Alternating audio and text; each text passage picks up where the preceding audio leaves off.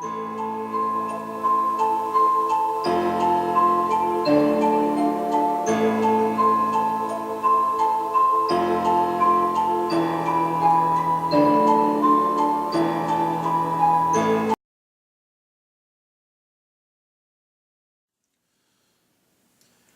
is another edition of The Spectre. I'm D.S. Yoxheimer, and what the topic of this particular installment is social, like SJW politics, getting into some of our favorite sci-fi TV shows and comic books related.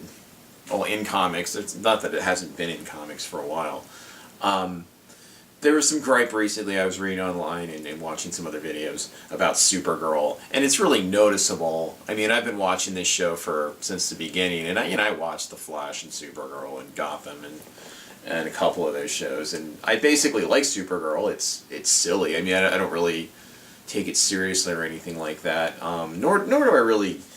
I can tell the direction, the trajectory it's going as far as its politics and touching upon identity politics heavily because of the especially the storyline now in Supergirl. If you haven't been watching it, it's kind of xenophobic and sort of like anti-Trump stuff going on.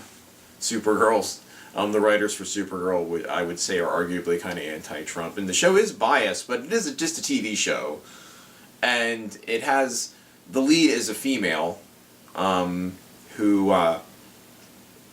and with regard to how the president is a misogynist, obviously I would say Donald Trump is a misogynist, so the show, I would say the demographic of the show does not like Donald Trump. If they like Supergirl, if they're into comic books and stuff like that, I mean, they're not necessarily super hardcore liberal, and comic book fans aren't necessarily, by and large, all liberal.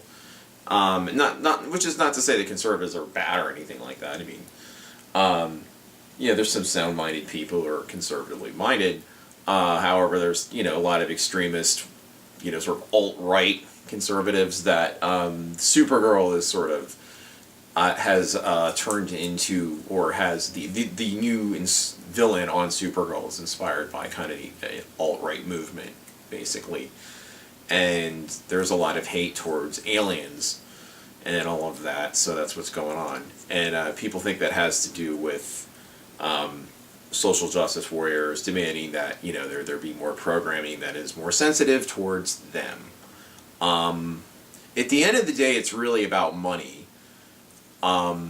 It's like conservatives aren't really huge comic book fans. You know what I mean? Not saying there aren't any, but I mean, most of the people who watch shows like The Flash or Supergirl and stuff like that seem to be of a more diverse sort of demographic, in beliefs too, not just ethnically or gender-wise or whatever.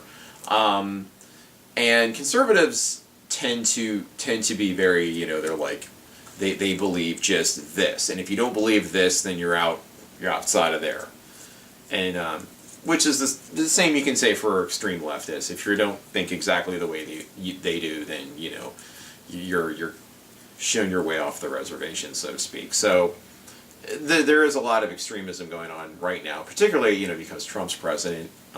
It's part of it, and so. Yeah, some of the shows, some of the sci-fi shows, and I guess the same. What was? Oh yeah, Star Wars. That was another. There was another gripe. There's been about the late Star Wars movies, and keep in mind these movies are made in the 2000s. These are made in like 2000. The first one was 2015, Force Awakens, and Last Jedi, Rogue One. The other standalone movies. There's some of this, I don't even really notice it, but of course they just see it everywhere. It's like, oh man, there's this SJW agenda in the new Star Wars movie and they're ruining it. Because people who grew up with Star Wars grew up with the old Star Wars. And of course it's going to change over time. You really can't control that. Yeah, there's things I don't like about the new Star Wars movies. I do like them, I enjoy them, mostly, except for Solo was the real one I just thought was, I just didn't think there was no point in making it. It was just something. It seemed like a little bit of a cash grab.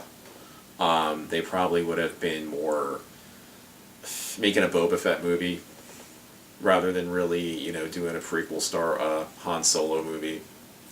And it just was. There was some things in that I liked. It was like a watchable movie, like if you're at home hanging out movie. But not any. Last Jedi was decent. I enjoyed it. Were there flaws in it? Sure. I'm not going to go into what it was. I didn't really notice a lot of social justice warrior, whatever. Because of there being more ethnically diverse cast than the first one.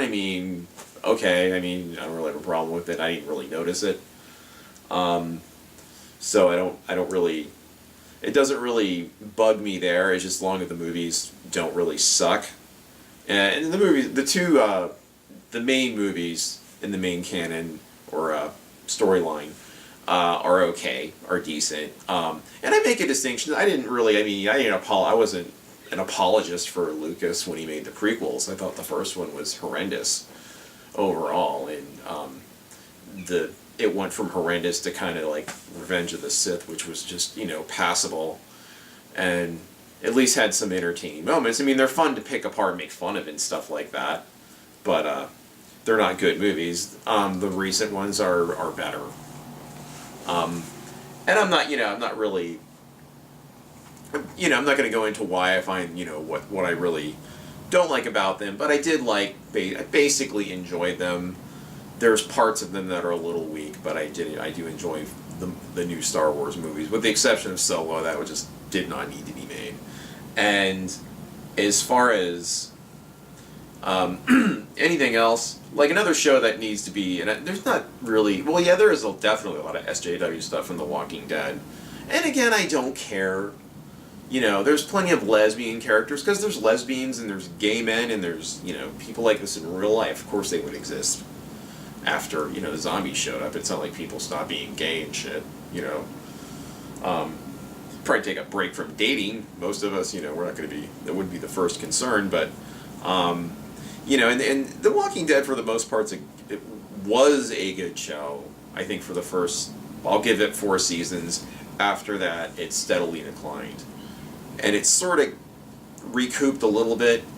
And I'm just talking about the show. I'm not talking about having anything to do with whether there's any SJW politics, social justice warrior, rhetorics, agenda in the show. I don't really see it too much, other than, they're going to have characters on. They recently had characters on there who were deaf, and the actors who are actually, they are hearing impaired. And I actually like the characters, and I thought they were a nice addition to the show, even though overall I really don't. The show's kind of like, I'm not real crazy about it. It's just been on so long, and they haven't really, the popularity kept it on, I think, past the time it, could maintain, the writers could really maintain the quality of the show, story-wise. It's just, they have good actors and, great set design, all that shit, special effects for a TV show, and it's an epically cool show in a lot of ways, but it's like, it's like they didn't figure out at least a ballpark idea of how they wanted to wrap things up, so they don't wind up with a situation where they've just written themselves into a corner, which it seems like they've done. But yeah, there's on the topic of SJW, there is some of that in the show. I guess the other question is, does it affect the quality of the show? It can't. I don't know if that's the reason. It's just shitty writing and how it's incorporated into the story in a genuine way. If it's just needlessly inserted because it's ripped from the headlines, like yesterday something happened and we have to address that on Supergirl, and they do it, in an episode within that time frame, and it seems kind of obvious, and it's sort of forced, maybe, and maybe like we kind of want our your science fiction and your comic book related entertainment, video games, what have you, to be escapism, and you don't want to hear shit that's going on in the news and all of that. So I think that's probably what most comic book fans and sci-fi nerd fans are, what their issue is with their shows having sort of a political agenda. And it's hard to say that, even the original Star Wars didn't have a political agenda. I mean, it's about war, so, yeah, I mean, there's politics involved, and it was just the earlier movies were a little simpler in that there wasn't really anyone bugging them to put this in there, make sure we have a transgender person in there, make sure we have, a black person, Asian person, just sort of like try to make sure it's diverse, and all of that. And it wasn't really called upon to do so. I mean, there was, of course, Lando Calrissian, played by Billy D. Williams, is the most obvious black character, but I can't think of too many other African-American characters in those three movies. Maybe, actors, but there's only, like, just the main, like, cast that the story focused on, which is just Luke, Leia, Han, Chewie, 3PO, and R2, and, they kind of just focused on them throughout most of the movies, and the other characters, they kind of, they touch base with them and stuff, but they weren't throughout most of the, between Star Wars and Jedi, those first three films, you just were told the story of those characters, and that's all Star Wars was at that point. So when the new Star Wars came out and they introduced new characters years and years later, people like me who grew up with it just, it just wasn't this. Of course, I didn't expect it to be the same thing, so I wasn't that upset that Phantom Menace sucked. I just knew they were going to try to rebrand it and remarket it for a new generation, because at the end of the day, they're trying to make money off of it, to sell toys. And that's really what it's all about at the end of the day when it comes to anything. I mean, when we talk about issues, when we talk about hashtag movements, it is about money at the end of the day. It's about raising your visibility on social media, which can equate to dollars and down the line. And that's what a lot of people are doing. I don't make any money off of social media. I don't make any money off my YouTube channel. I get rude comments from people sometimes. I mean, there's a number of people that have watched my videos, but I get very low. I have very low visibility. I'm completely invisible as far as social media is concerned. So whatever I say, I can say anything on here, and I'm not even saying anything particularly controversial. I'm trying to be sort of even-handed about this issue. Some people have taken with their shows being shoved with messages and being preachy. But a lot of our shows, sitcoms growing up, when I was growing up, they always were fucking preachy. Like, don't do drugs, don't have sex, all the fun things. So, they told you not to do, basically. And I'm kind of excited. But yeah, that's basically what it was. I mean, if they found, if there was a sitcom in the 80s and they found weed in the kid's backpack, it was a whole issue and stuff like that. And obviously the attitudes towards marijuana in the past couple of decades have changed. And the laws. So that's the thing, just things change, I mean, what was cool in the 80s and the 70s and, decades before that, is not cool now, because there's just, there's, a lot of sensitive groups. And I don't agree with, putting people in bubble wrap and putting them in a safe place because they're gay or trans or whatever, and all of that. I think people are being a little overly sensitive and censoring a lot of shit because it's offensive to people. Most recently over the holidays, it was the It's Cold Outside song, because I don't know if that's the title. It's cold outside. I really must go, but baby, it's cold outside. That song, I guess, because it's kind of rapey, and I don't know if I did mention this before. I might have.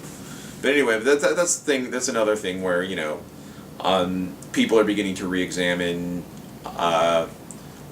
possibly what influences art has had, music, TV shows, whatever, comics have on our attitudes towards each other, ethnically, and as far as how we view women and all that stuff. And so that's kind of what it is. Things have gotten touchier. So yeah, Supergirl's not going to be isn't going to be shying away from being kind of tackling these issues and being a champion for social justice warrior related issues, which I don't even know exactly what a lot of these groups stand for, or whatever, you know. I mean, basically I do, but that's kind of what it is. It's just marketing, and it is marketing, because they know they watch that show probably.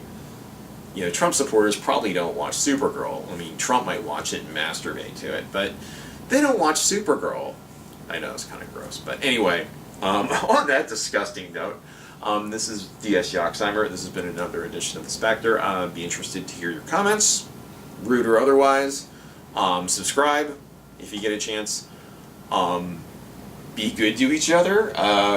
Whatever, you know, sexual orientation or religious persuasion or ethnicity you may be. Not that I like to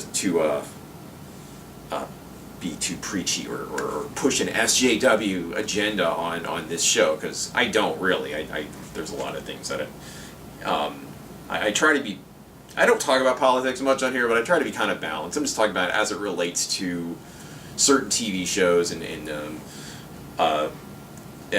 pop culture, sci-fi, all that shit, you know. I mean, there was another example. I mean, Doctor Who's now a woman. I only saw one episode of that, but I don't know. And people kind of, I'm sure, would politicize that, just like they did with the female Ghostbusters movie. And that could be a whole other topic. I don't want to talk about that movie. So anyway, this has been another edition of The Spectre. I hope you enjoyed this video. I haven't been trying to get out as many as I can per month, you know, get out a few per month as possible for the people that do enjoy watching these flicks. So thanks for watching to those who like watching, and to all the haters,